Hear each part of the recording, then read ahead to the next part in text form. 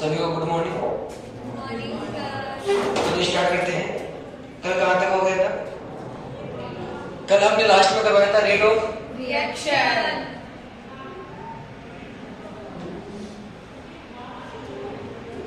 यानी कि rate of reactions होती क्या है कि चेंज इन कंसंट्रेशन किसके रेस्पेक्ट में?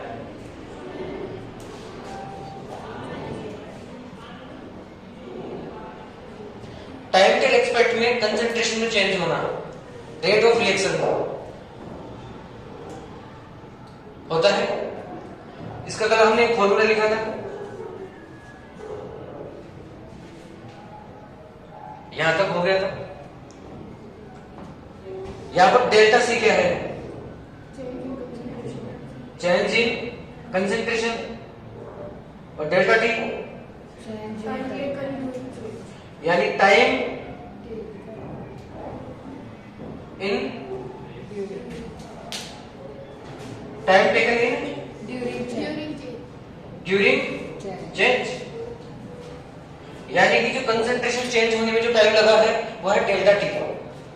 इस डेल का मतलब क्या है? चेंज होना। ठीक है, यहां पॉजिटिव और नेगेटिव साइन क्या शो करता है? यहां पर देखो, कल हमने एक रिएक्शन मानी थी, है ना? आर मतलब रिएक्टेंट, पी मतलब प्रोडक्ट। आर की टी बराबर 0 पर जब टी बराबर 1 पर C1 लिए थे 1 मोल। T2 बराबर T पर 0 मोल होगा। यहां पर 0 1 हुआ था। अब हमें रेट निकालनी है किसके टर्म्स में? रिएक्टेंट के टर्म्स में। तो हम इसको लेंगे, इसमें क्या आएगा? नेगेटिव। क्योंकि आपको पता है यहां पर इनिशियल फेज में जब टाइम 0 था तब कंसंट्रेशन कितनी थी? 1 मोल। जैसे टाइम ड्यूरेशन निकला T बराबर T टाइम पर तो कितनी होगी? 0। आपको पता है रिएक्टेंट से बनता है प्रोडक्ट, तो इसकी कंसंट्रेशन जब टाइम बराबर 0 था तब इसकी कंसंट्रेशन कंप्लीट थी। धीरे धीरे डिक्रीज होगी और इसकी इंक्रीज होगी। कंसंट्रेशन डिक्रीज होने का मतलब नेगेटिव साइन। और डेल सी का मतलब क्या होता है? C1 minus C2।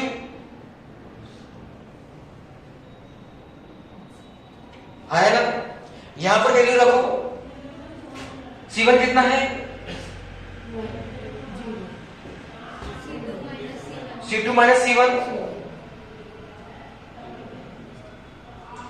एंड वाले में से इनिशियल मोल्स को बढ़ाते हैं।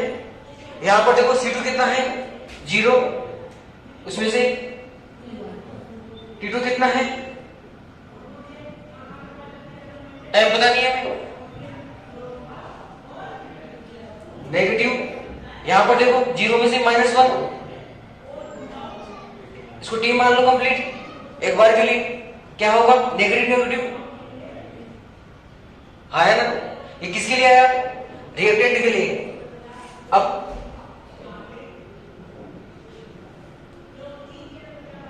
प्रोडक्ट के लिए रेट ऑफ रिएक्शन क्या होगी?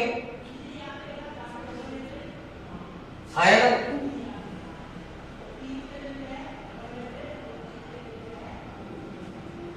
या C2 पहले से ज्यादा है, कितनी है? 1। इसको T मान लो, कितनी होगी? यानी कि कल मैंने बताया था यहां पर जो साइन होता है पॉजिटिव और नेगेटिव, ये सिर्फ और सिर्फ जो कंसंट्रेशन में चेंज होता है उसको शो करता है। वरना rate of reaction always positive. यानी कि रेट ऑफ रिएक्शन यहां पर देखो पॉजिटिव आई रिएक्टेंट के लिए और प्रोडक्ट के लिए पॉजिटिव आई। यानी रेट ऑफ रिएक्शंस हमेशा पॉजिटिव होती है, लेकिन कंसंट्रेशन में चेंज नेगेटिव और पॉजिटिव हो सकता है। नेगेटिव किसके लिए होगा? रिएक्टेंट के लिए, क्योंकि नंबर ऑफ मोल्स कम हो रहे हैं, डिक्रीज हो रहे हैं। और प्रोडक्ट के लिए इंक्रीज होगा। यहां तक कोई दिक्कत?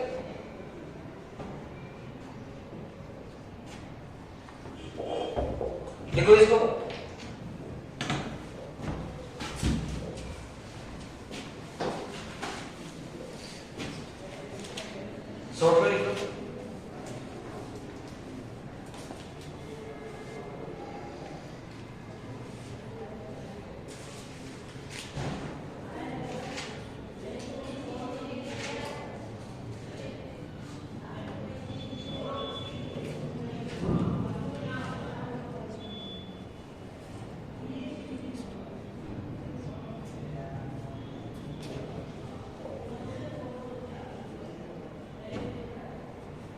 शॉर्ट में सिर्फ इतना लिख लो कि rate of reaction always positive और कंसंट्रेशन में भी पॉजिटिव और नेगेटिव।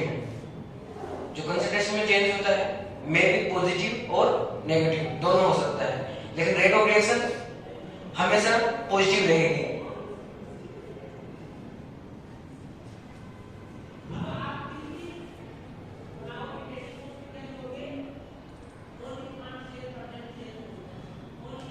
ड्रम्स हटा दो।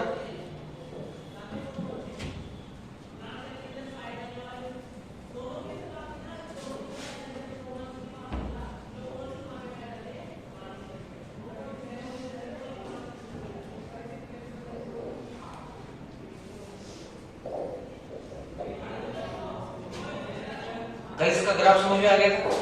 ठीक है। अब हम यहां पर रेट को दो पार्ट में डिवाइड करते हैं।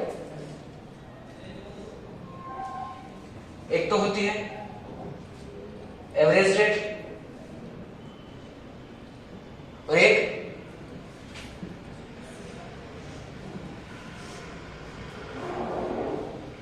इंस्टेंटेनियस रेट,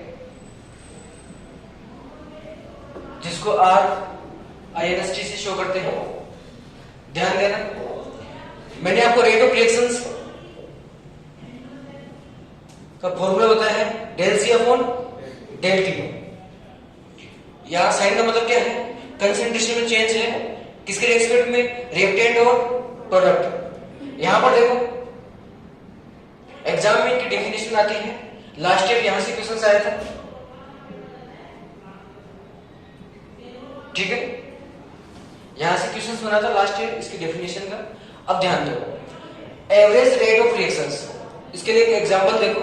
आपके पास एक कार है, ठीक है, किसी डेस्टिनेशन पर है वो,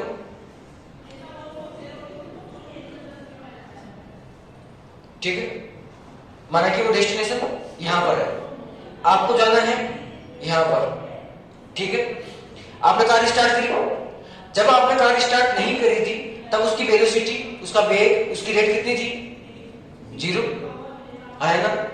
यहां से आपने कार स्टार्ट करी और आप, ये रोड है अपनी, ये कार जाएगी, रास्ते में खड्डे भी आएंगे, ब्रेकर भी आएगा और आसपास जो बाइक्स कार होगी उससे इसकी स्पीड कम भी होगी। जहां रोड खाली होगी वहां पर इसकी स्पीड ज्यादा भी होगी। इतना सभी को पता है। ये अपने डेस्टिनेशन पर यहां पहुंच गई है ना। तो अगर आप इसकी रेट ऑफ रिएक्शन निकालोगे वो फिक्स नहीं है। आप यहां से स्टार्ट हुए, आपकी स्पीड थी 100 किलोमीटर पर आवर, है ना। मान लो यहां आए, खड्डे आए, ब्रेकर आए, तो स्पीड कितनी होगी? 50। यहां पर और कम हो गई, रास्ते में आपको फल फ्रूट भी लेने हैं और स्पीड कम हो गई। तो ऐसी कंडीशन में अगर आपके पास टाइम ड्यूरेशन दे रखा है, क्या टाइम ड्यूरेशन, यानी कि आपके पास एक टाइम ड्यूरेशन दे रखा है, टाइम इंटरवल दे रखा है, तब आप निकालते हो एवरेज रेट ऑफ रिएक्शन। तब क्या निकलेगा? एवरेज रेट ऑफ रिएक्शन, जो क्या होगा, यहां डेल्टा टी है टाइम ड्यूरेशन, उसके रेस्पेक्ट में कंसंट्रेशन में चेंज होगी, इसका जो रेशियो निकलेगा वो क्या होगा? R average. ठीक है, यहां पर आपको इस डेस्टिनेशन पूछने पर 1 घंटा भी लग सकता है, 2 घंटे भी लग सकते हैं, पूरा दिन भी लग सकता है। यानी कि यहां पर जो टाइम ड्यूरेशन होगा वो बहुत बड़ी क्वांटिटी में होगा, वैल्यू में होगा, हाँ या ना। यहां पर देखो इसी का एडवांस रूप है, यहां पर टाइम ड्यूरेशन है, और यहां पर अगर इस टाइम का पर्टिकुलर कर दो,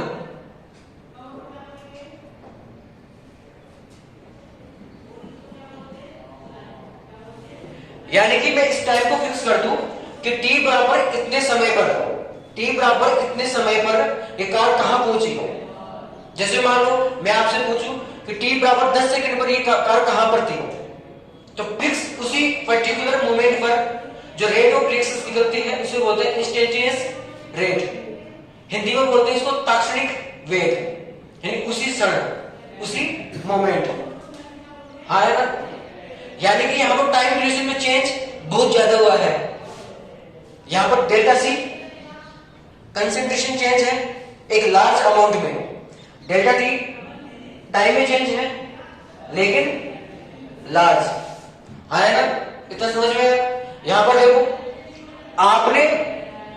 आपको रेट ऑफ रिएक्शन निकालनी है कब, एक पर्टिकुलर मोमेंट पर, पर्टिकुलर मोमेंट या टाइम पर आपको रेट ऑफ रिएक्शन निकालनी है, वो होती है आर इंस्टेंटेनियस, यानी तात्क्षणिक वेग, उसी क्षण उसी मोमेंट पर ये होगा।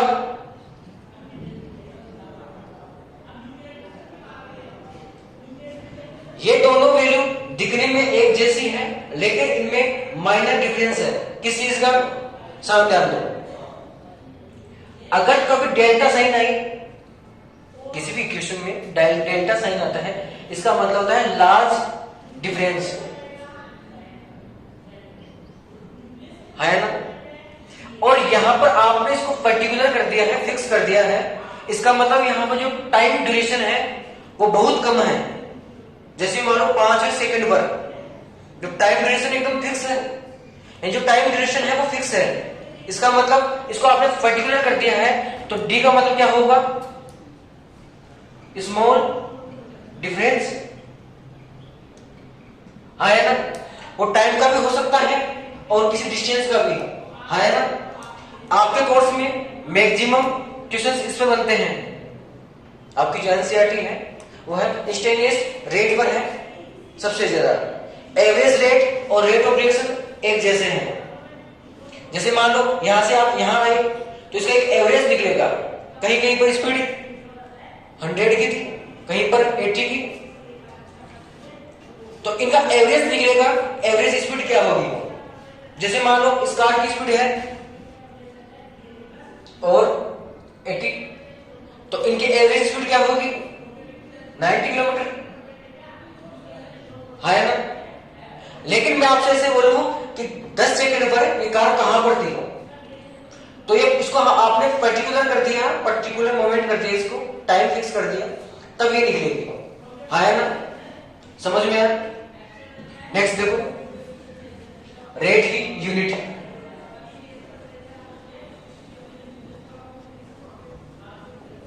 सभी को समझ में आया।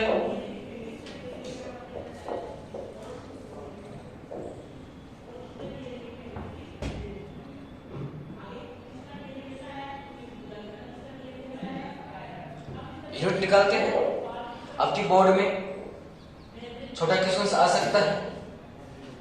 रेट क्या होती है,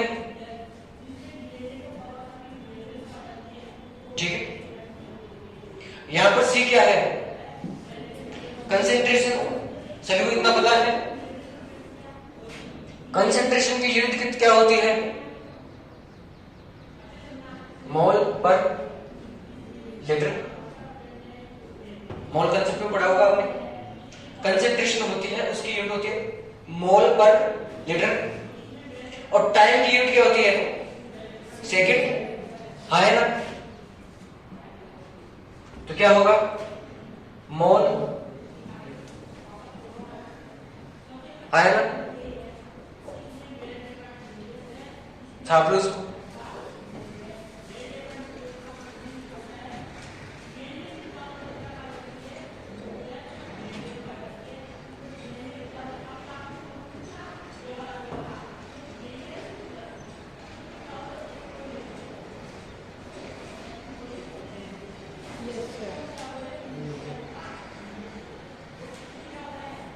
हो गया, यस सर। एक ग्राफ और देख लो इंस्टेंटेनियस रेट का, पढ़ा दो इसको।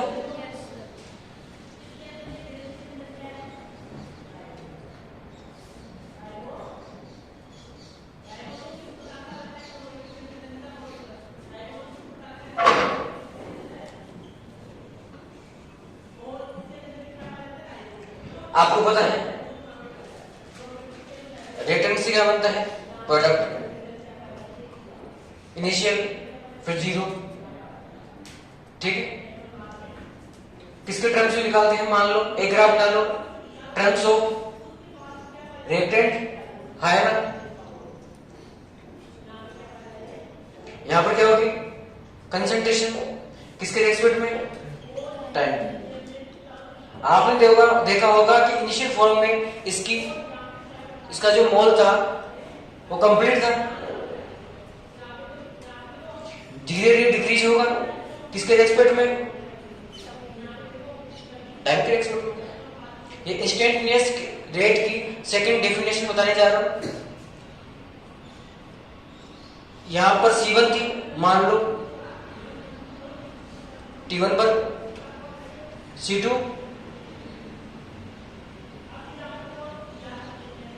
C1 ज्यादा है, C2 कम है, ठीक है। जो इंस्टेंटेनियस रेट होती है वो होती है कंसंट्रेशन और टाइम के बीच में जो ग्राफ होता है,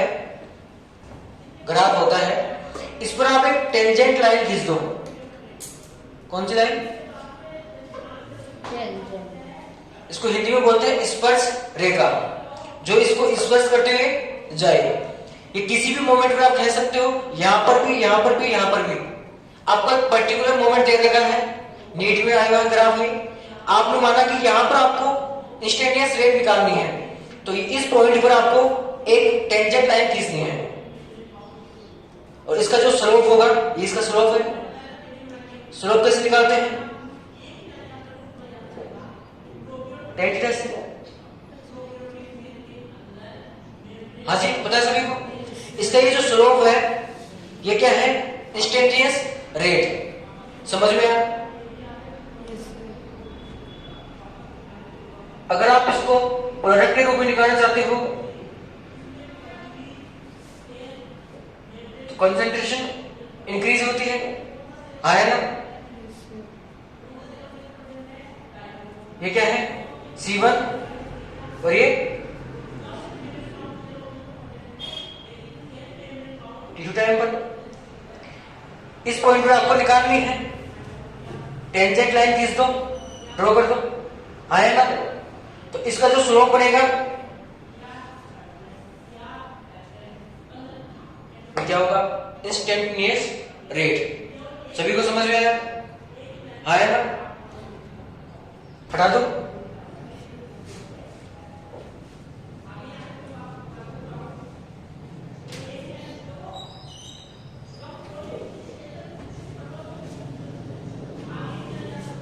एक बार नीट में क्वेश्चन आया था कि आपको पता है एवरेज रेट क्या होती है? आया ना? और आर इंस्टेंटेनियस,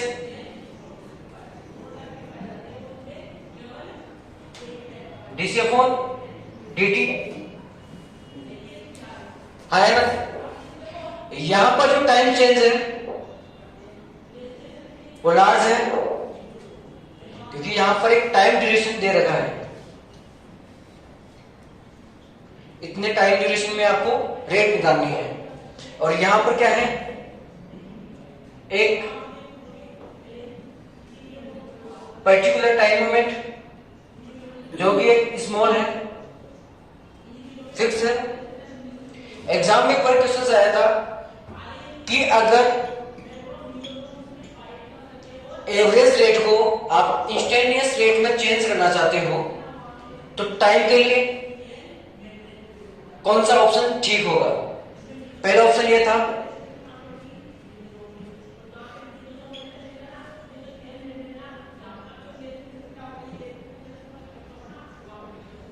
दो ऑप्शन काफी है, इनमें से बता दो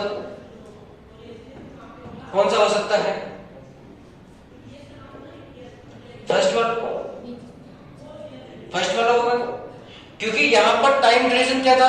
लार्ज, और यहां पर टाइम ड्यूरेशन क्या है? स्मॉल, मिनिमम है।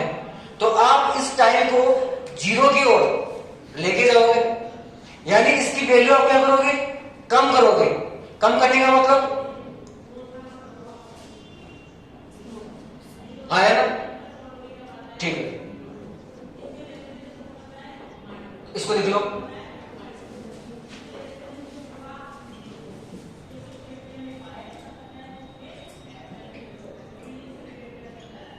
ये एवरेज रेट है और ये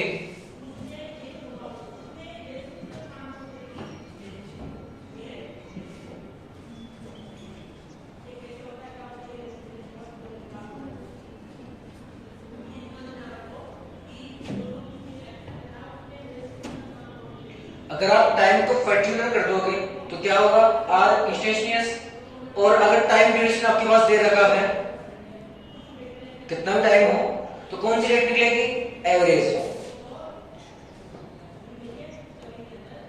तो आपके एनसीईआरटी में मैक्सिमम कोर्स किस पर डिपेंड है, आर इंस्टेंटेनियस पर, है ना।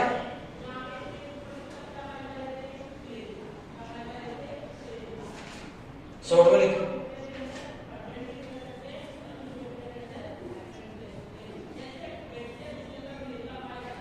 हटा दो।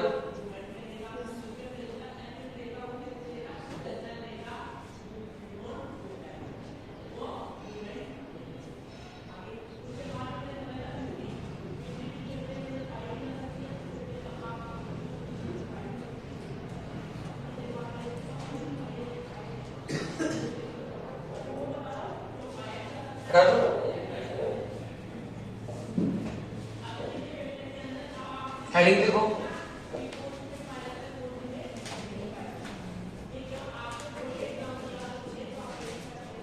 Express rate of reaction.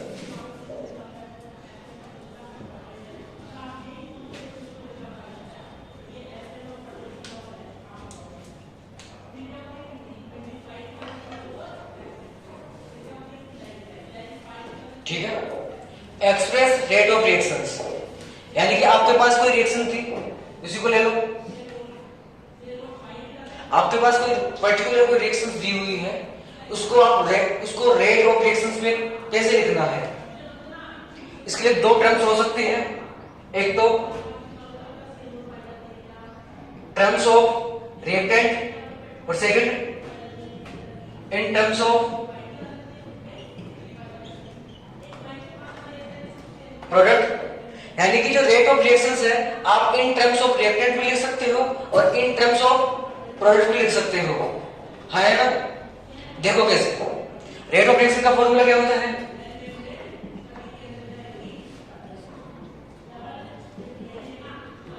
ठीक है।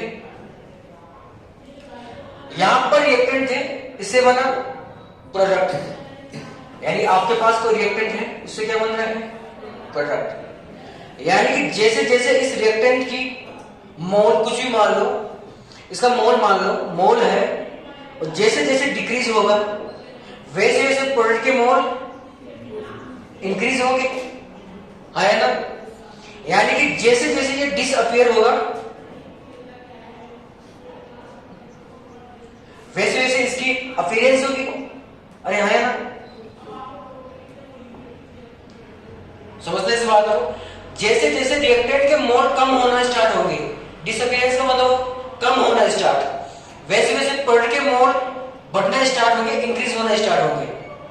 समझ में आया। यानी कि आपको रेट ऑफ रिएक्शन निकालनी है इन टर्म्स ऑफ रिएक्टेंट, तो आप निकाल सकते हो रेट ऑफ डिसअपियरिंग या फिर रेट ऑफ अपीयरेंस, है ना। देखो इसका एक छोटा सा फॉर्मूला याद रखना,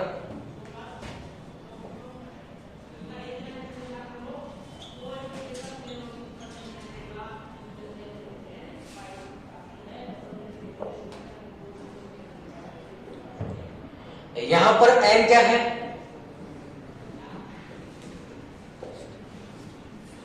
स्टाइक्रोमेट्रिक कोफिशिएंट, इसको हिंदी में बोलते हैं रस समीकरण मिति गुणांक। एन का मतलब क्या है, स्टाइक्रोमेट्रिक कोफिशिएंट, है ना। एक रिएक्शन देखो, रिएक्शंस को एज्यूम करना,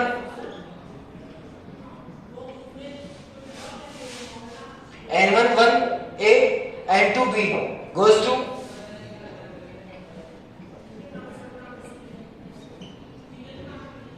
ठीक है। यानी कि आपको इसकी रेट ऑफ रिएक्शंस निकालनी है। पहले निकालते हैं in terms of reactant,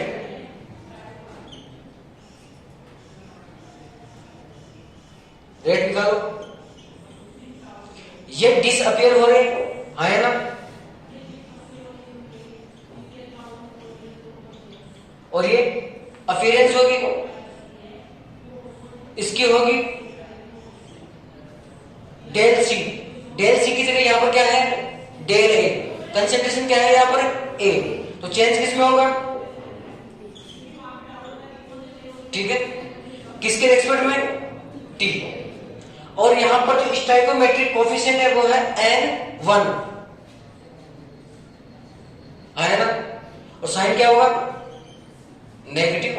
negative क्यों होगा, क्योंकि सर कंसेंट्रेशन कम हो रही है, इसकी रेस्पेक्ट इसकी रेट क्या होगी, delta b divided by delta T.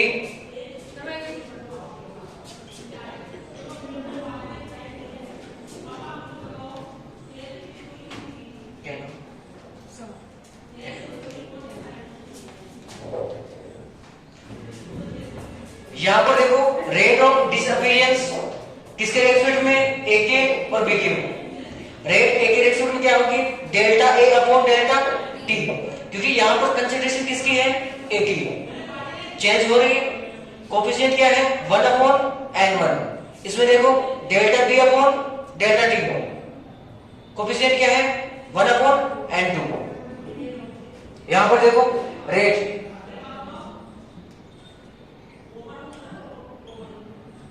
ठीक है, क्या होगा, delta c upon delta t. Stoichiometric coefficient क्या है यहां पर m1, साइन क्या होगा, पॉजिटिव है नेगेटिव, पॉजिटिव, क्यों होगा, क्योंकि सर कंसेंट्रेशन इंक्रीज हो रही है, ठीक है। और डी के लिए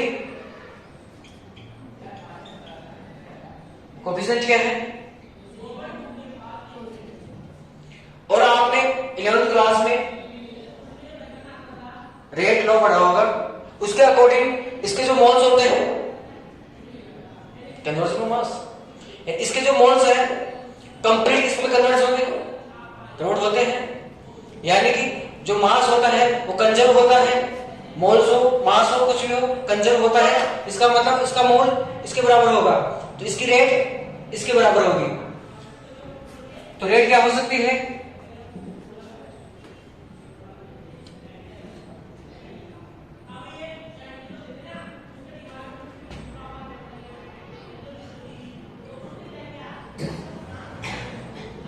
कौन सा साइन होगा,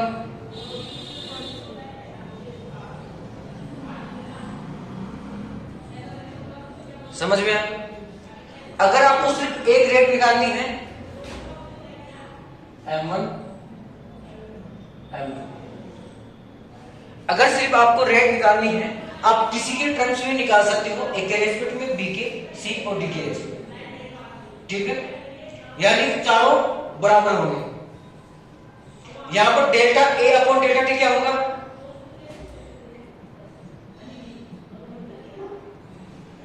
रेट ऑफ डिसअपीयरेंस ऑफ ए, है ना, क्या होगी, रेट ऑफ डिसअपीयरेंस ऑफ ए, यानी ए के विलुप्त होने की दर, विलुप्त समझते हो, टूटने की या गायब होने की दर, यानी कि रेट ऑफ डिसअपीयरेंस ऑफ ए।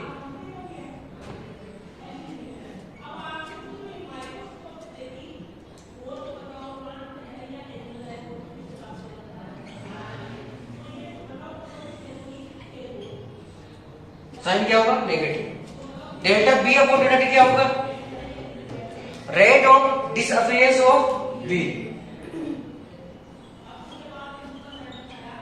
ये क्या होगा, रेट ऑफ अपीयरेंस, क्योंकि पॉजिटिव चार्ज है, यानी rate of appearance of c, यहां पर क्या होगा, rate of appearance of d, आया ना, समझ में आ सके, देख लो शॉर्ट में।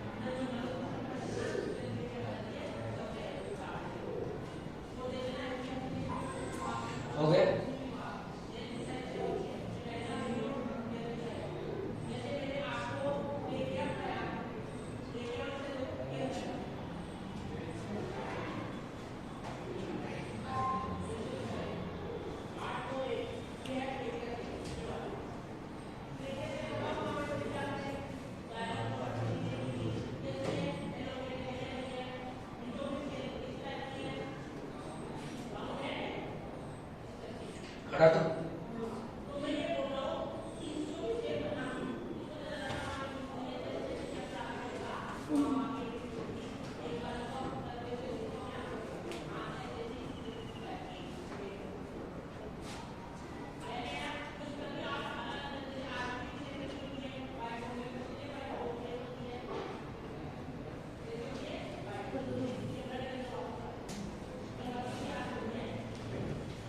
पढ़ा दो। एक क्वेश्चन देखो,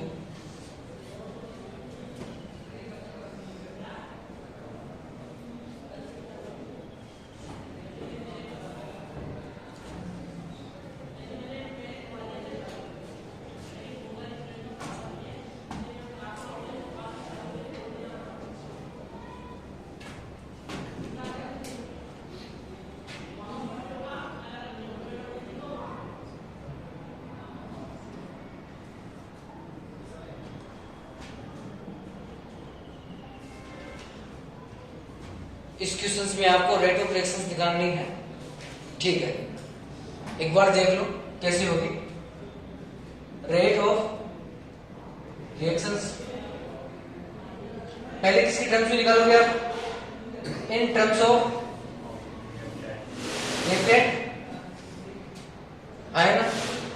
आर देखो एस जी के टर्म्स में, तो del s g divided by sign कैसा होगा? नेगेटिव। इसकी दूसरी रेट किसके टर्म्स में? CO2 टर्म्स में क्या होगी?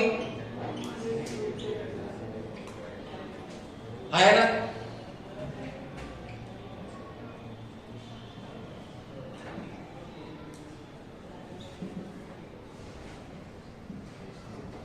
प्रोडक्ट के टर्म्स में देखो, डेल साइन कौन सा होगा? पॉजिटिव साइन, ठीक है। रेट ऑफ रिएक्शन आप क्या लिख सकते हो? यहां कोफिशिएंट है कोई? नहीं है, क्या होगा?